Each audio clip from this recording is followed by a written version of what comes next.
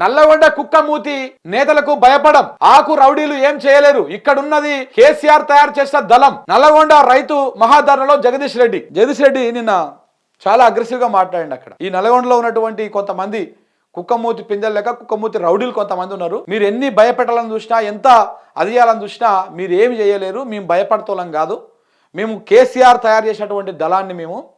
So మీరు ఎన్ని భయపెట్టాలని చూసినా, ఏ రకంగా కేసులలో ఇరికిద్దామని చూసినా కానీ భయపడే ప్రసక్తి లేనే లేదు అని చెప్పేసి నిన్న జగదీష్ రెడ్డి గారు చెప్పడం జరిగింది. ఇంట్రెస్టింగ్ గా ఉంటుంది నల్గొండ టాపిక్, నల్గొండ చర్చ కూడా, నల్గొండ రాజకీయం కూడా. ఎందుకంటే ఇప్పుడు ఆయన ఒక్కడే గెలిచిండు, 11 స్థానాల్లో కాంగ్రెస్ పార్టీలు గెలిచారు. కానీ రేపు ఆ 11 స్థానాలలో కాంగ్రెస్ పార్టీలకు డిపాజిట్ వచ్చే అవకాశాలు కనపడతలేవు.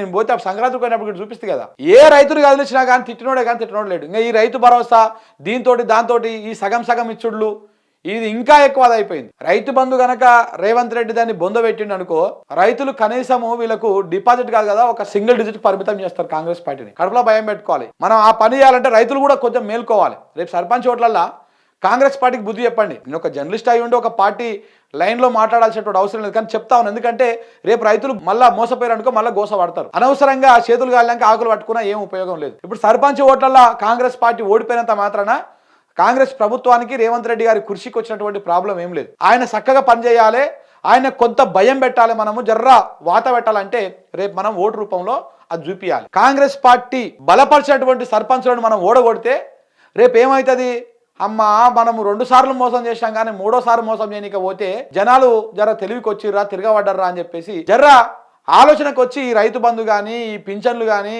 ఈ కార్యక్రమం కానీ, పరిపాలన కానీ, వాళ్ళ దోపిడీ కానీ, ఆ దోపిడీ తక్కువ అవుతుంది. జర ఈ పరిపాలన మీద ఫోకస్ పెడతారు, ప్రజల బాబోగుల మీద ఫోకస్ పెడతారు. లేకపోతే ఆగమైపోతుంది.